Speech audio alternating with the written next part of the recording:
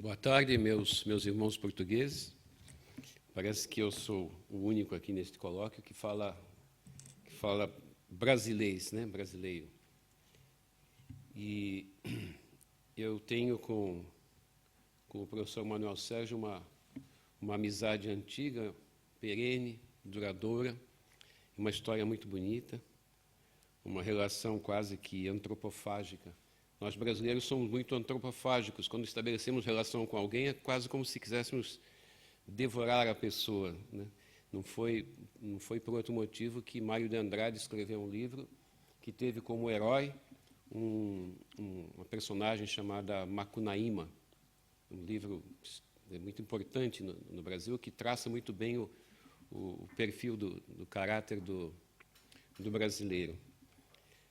O professor Manuel Sérgio esteve conosco no Brasil pela primeira vez, creio que em 1983, quando nós brasileiros percebemos que a ditadura estava para terminar, estava mostrando sinais de enfraquecimento, e a educação física no Brasil, que até então era uma disciplina escolar que tinha por missão cuidar do corpo das pessoas, da saúde, não se questionava. E quando a ditadura começou a terminar, nós começamos a questioná-la. Por que sermos uma disciplina que cuida da saúde? Por que sermos uma disciplina que cuida do corpo das pessoas, enquanto que das pessoas cuidam as outras disciplinas em sala de aula? E aí nós precisávamos de ajuda para refletir sobre esse tema e convidamos o professor Manuel Sérgio. Ele foi pela primeira vez ao Brasil. E instalou entre nós esse germe da desconfiança sobre o que era essa educação física. 2 anos depois, eu trabalhava na Universidade Federal da Paraíba, em João Pessoa, que é no Nordeste brasileiro. Fizemos lá um congresso e convidamos novamente o professor Manuel Sérgio. E ele foi à Paraíba subverter um pouco mais o pensamento dos brasileiros da educação física. 1 ano depois desse acontecimento, eu me demiti da Universidade Federal da Paraíba e fui para a Unicamp, que é a Universidade Estadual de Campinas, no estado de São Paulo. E aí convidamos o professor Manuel Sérgio não mais para participar de um evento, mas para morar no Brasil. E o professor Manuel Sérgio, para nossa surpresa, aceitou morar no Brasil, onde ele ficou 2 anos como professor visitante da Unicamp. E, por sorte minha, assim que ele chegou à Unicamp, tivemos lá um problema de aluguel, de locação de uma casa para ele, para a esposa dele, a dona Maria Helena, e aí ele foi morar na minha casa, e morou comigo durante 1 mês. Então, nós comemos e bebemos, só não dormimos, motricidade humana. Então, eu tenho uma visão da motricidade que é muito viva, muito arraigada, muito pessoal, muito emocional. Como o meu tempo é curto, eu não quero atrapalhar o nosso coordenador na mesa, eu vou ler rapidamente algumas coisas que eu preparei, que tem muito a ver com a minha compreensão de alguns dos aspectos da teoria que o professor tem divulgado pelo mundo, né? No Brasil, como o professor Manuel Sérgio, por ser uma pessoa muito à frente do seu tempo, teve algumas pessoas que o compreenderam e outras que não o compreenderam. Geralmente, os que não compreenderam e não eram muito honestos, não eram de boa vontade, fingiam que entendiam, dizendo coisas contra a teoria dele, mas nunca na presença dele. Mas houve uma ocasião em que um grupo que quis debater com o professor Manuel Sérgio tentou rebater a sua teoria. Eu estava presente, eu e o professor Medina, e eles foram tão acuados pelo professor Manuel Sérgio que, uma hora, um professor começou a chorar, um desses que o enfrentavam, e disse para o professor Manuel Sérgio, nunca esqueci dessa frase: professor, assim não dá, o senhor não nos deixa a saída. E o professor disse: vão estudar, vocês são analfabetos hiperpolitizados. Bem, eu vou ler alguma coisa, então. Com uma pequena calculadora, posso dar provas de boa parte da tese do professor Manuel Sérgio. Hoje o smartphone serve para tudo. Eu posso abrir aqui a minha calculadora e com ela eu posso refletir sobre a teoria da motricidade humana. Deixe-me só localizar aqui onde é que está a minha calculadora.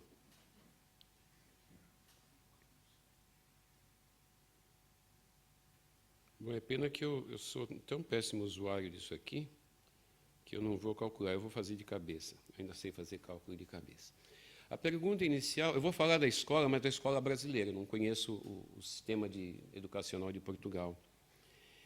Então, essa é uma pergunta que vocês adaptem à realidade escolar de Portugal.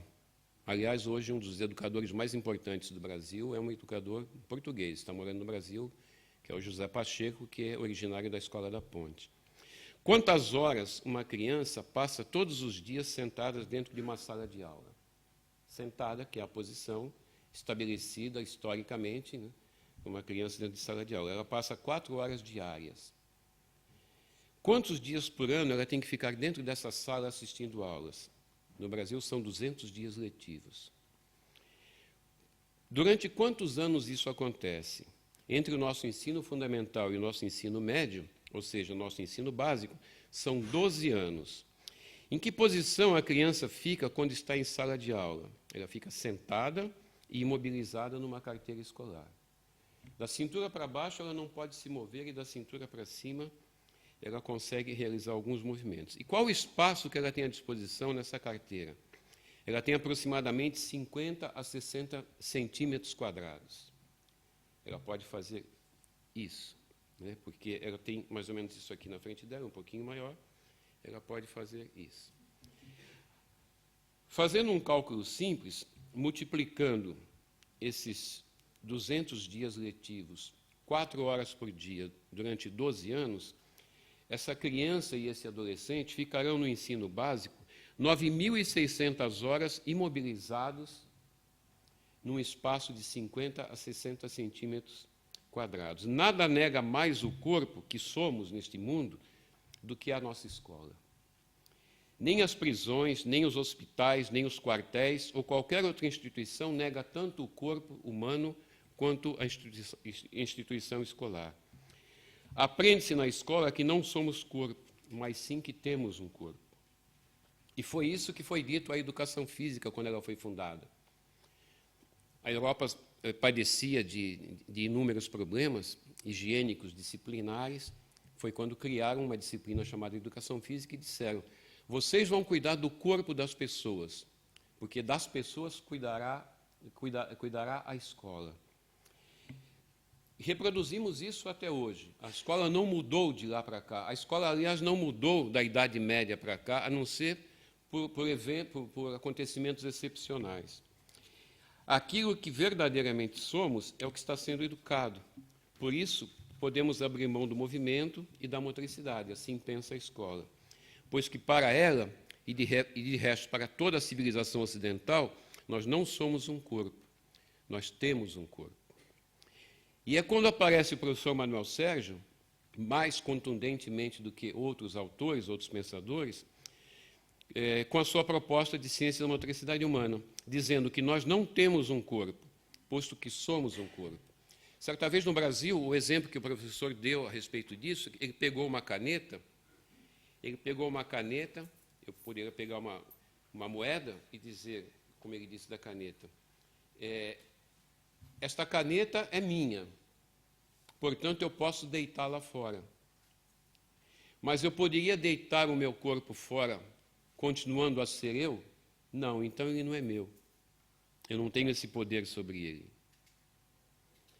Para estar neste mundo, para manifestar a vida de que somos dotados, precisamos ser corpo, precisamos encarnar.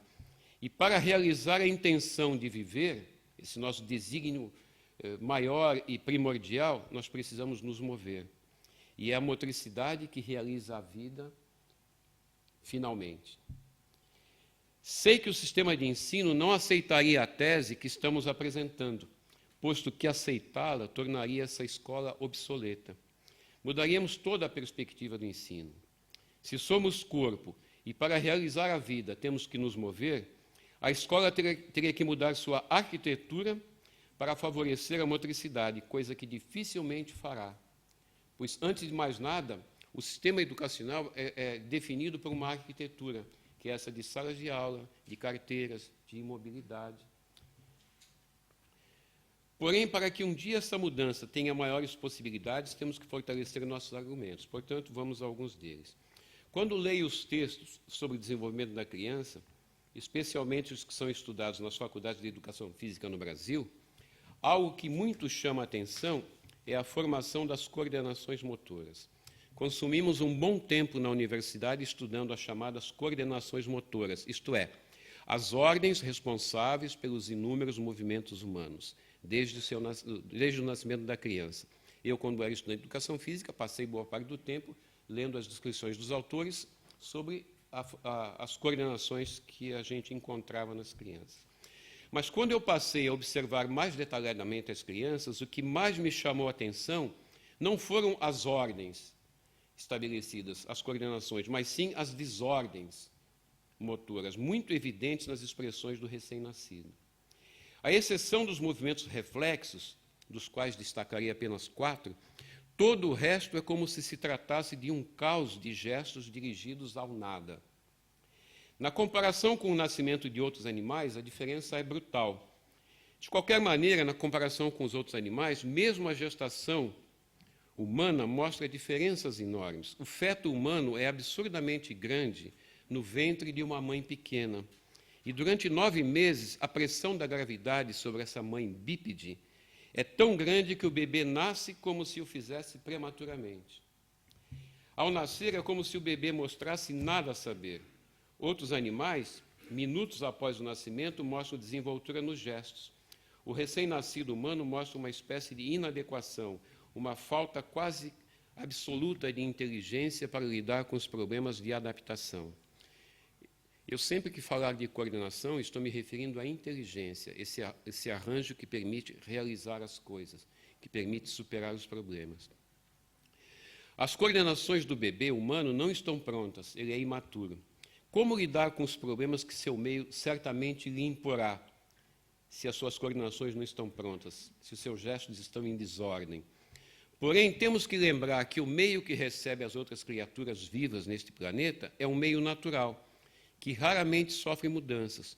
Portanto, a cada coordenação apresentada pela jovem criatura, corresponderá algo em seu meio natural. Mas não é esse meio natural que recebe o bebê humano. Seu meio nunca será natural, será sempre cultural, um meio inventado pelo próprio homem na falta de uma natureza que o acolha.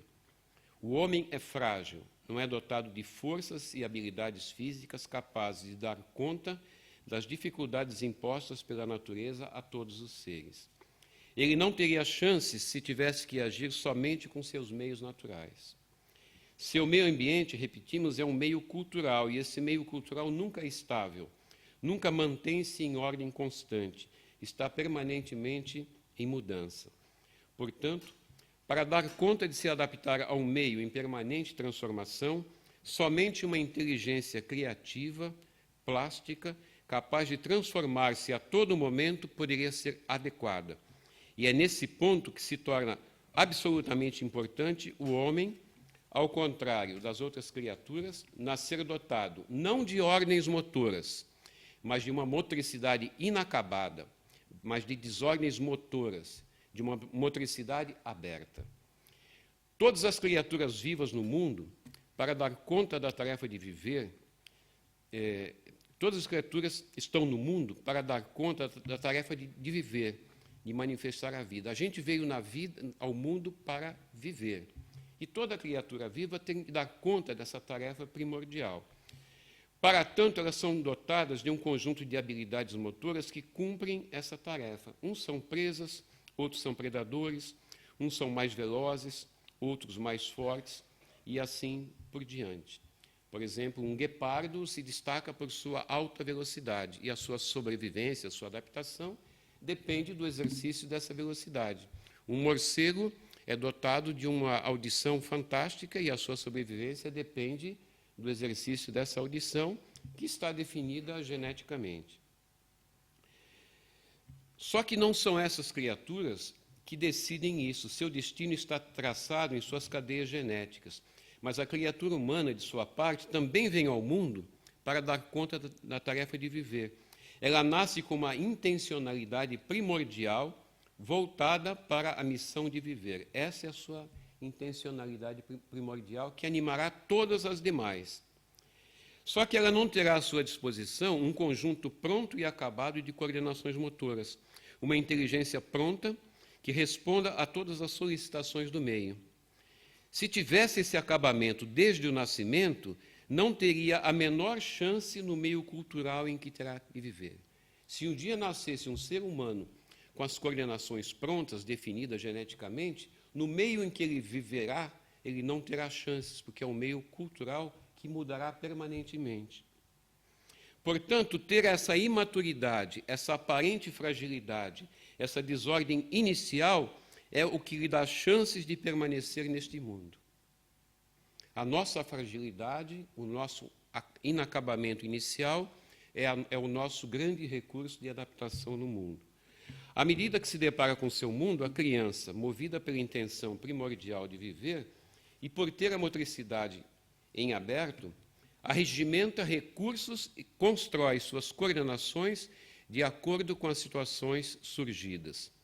Mas também por ter, à partida, reflexos temporários, que não duram mais que 3 ou 4 meses, chamados de reflexos arcaicos, ela tem, dado pela natureza, alguns recursos que lhe servem como ponto de partida para orientar as suas coordenações.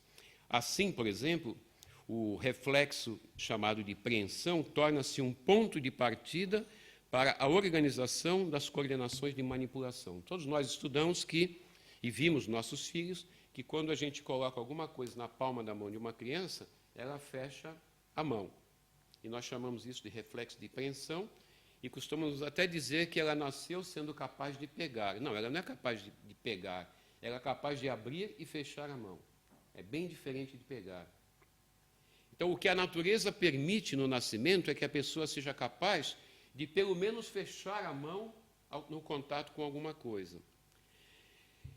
Ela pode também, se nós colocarmos a criança em pé e a desequilibrarmos para frente, ela pode dobrar os joelhos e caminhar, como se já soubesse caminhar. Esse reflexo chama-se reflexo da marcha. Mas ela não sabe caminhar. Ela sabe trocar passos, ela sabe abrir e fechar passos. É bem diferente de caminhar. Ela é capaz também, se nós colocarmos essa criança em desequilíbrio, estando sentada, de abrir os braços em cruz. Isso chama-se reflexo de Moro, ou dos braços em cruz. Para que serve esse reflexo? Para dar início às coordenações de estabilização corporal, ou de equilíbrio.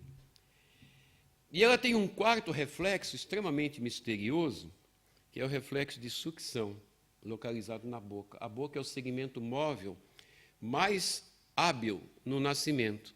Se nós passarmos o dedo em qualquer lugar próximo da boca, a criança abre e fecha a boca. Quando a criança nasce, ela não sabe sugar. Ela não é capaz de sugar leite e se alimentar. Ela é capaz de abrir e fechar a boca. Quando ela suga o leite pela primeira vez, é porque ela acabou de aprender a sugar o leite. A natureza não ensina ninguém a sugar leite ou dedo ou o que quer que seja. A natureza não ensina nenhum ser humano a andar, nem a pegar as coisas com a mão, nem a se equilibrar. Isso é tarefa humana. Isso é tarefa que nós temos que construir, temos que realizar, construindo as nossas coordenações, a nossa motricidade. Sobre a boca, eu não vou me alongar mais, porque ela ainda é muito misteriosa, que provavelmente a boca é o primeiro segmento hábil do ser humano e será o último antes da morte. Eu tenho a minha mãe quase à morte, com 94 anos. A vida dela está por um fio, e a coisa mais habilidosa que ela demonstra para nós é o que ela consegue fazer com a boca, que é falar, que é se alimentar.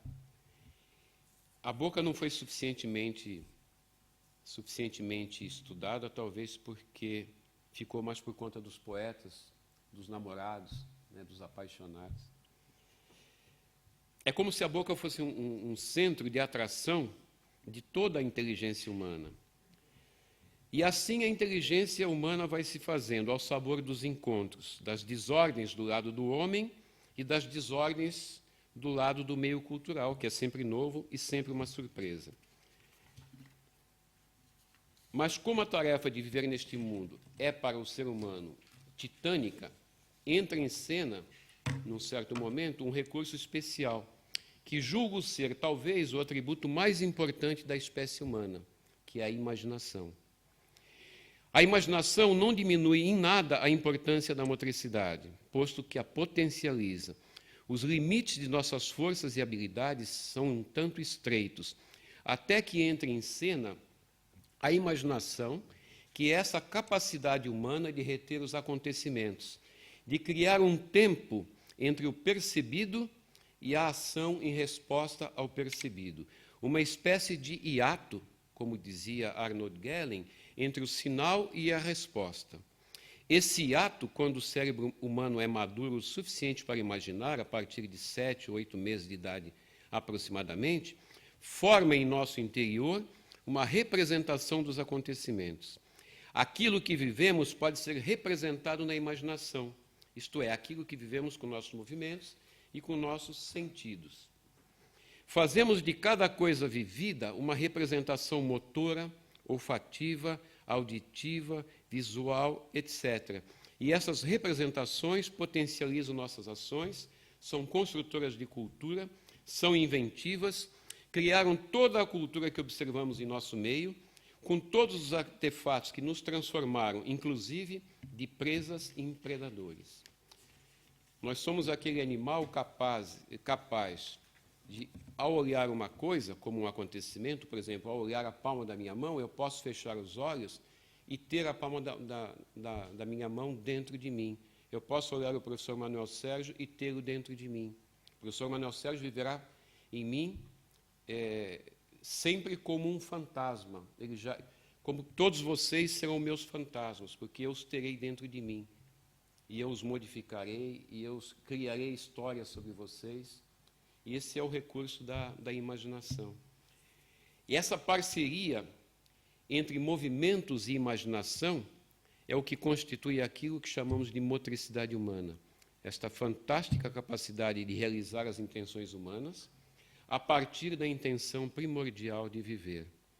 A vida só quer viver em nós, mas essa não é tarefa fácil em nenhuma criatura, muito menos na criatura humana, aquela que é aparentemente a mais frágil de todas.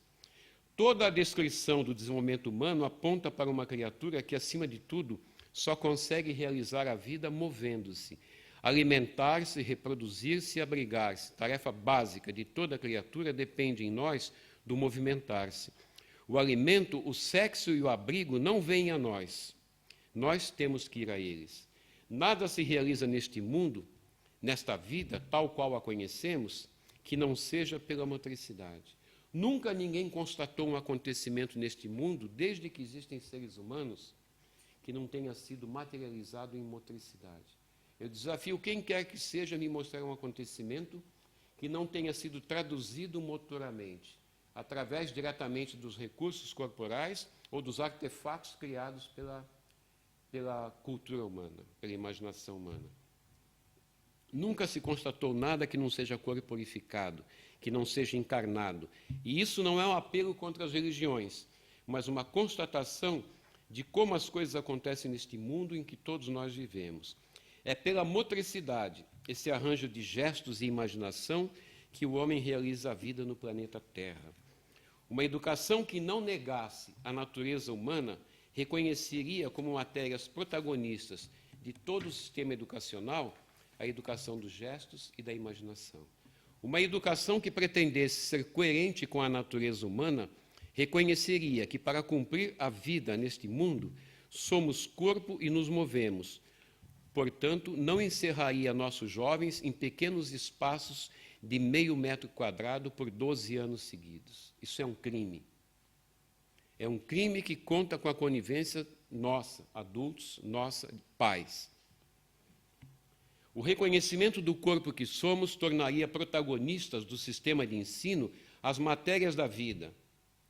Protagonistas, tais como a motricidade, a imaginação, o meio ambiente, a cultura e a sociedade. As disciplinas que hoje todos aprendemos em nossas escolas poderiam continuar a ser importantes, porém passariam de protagonistas a coadjuvantes. Saber matemática não é mais importante que pensar. Saber português não é mais importante que se comunicar. E nós aprendemos português e não sabemos nos comunicar. Nós sabemos contas de matemática e não sabemos pensar. Nós não conhecemos o corpo que somos. Nós investimos toda a nossa existência num corpo que nunca fomos, num espírito que nunca fomos, num mundo que não conhecemos.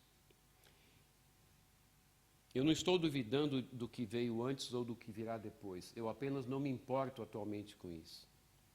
Eu me importo com este espaço de tempo encarnado, corporificado, que vivo aqui neste planeta. O resto eu me permito ficar no meu departamento da dúvida. Eu tenho esse direito. E o motor de toda a educação certamente seria o lúdico, mas isso seria uma outra palestra. O lúdico como sinônimo do jogo, que é o grande fertilizador da imaginação humana. Aquilo que, em sua maneira silenciosa e em estado de graça, diz-nos que é bom viver, que a vida vale a pena, que por ela valem o sacrifício e o trabalho, inclusive. Como disse muito bem um professor brilhantemente hoje pela manhã, quando falou sobre o significado do termo escola, né? O lugar do ócio. Se é o lugar do ócio, o jogo deveria ter um assento privilegiado. Bem, para terminar, meus irmãos, meus amigos, isto que aqui descrevi é uma pequena dose da imensa contribuição que o professor Manuel Sérgio legou aos brasileiros, de boa vontade, que tiveram o privilégio de conviver com ele. Muito obrigado, professor.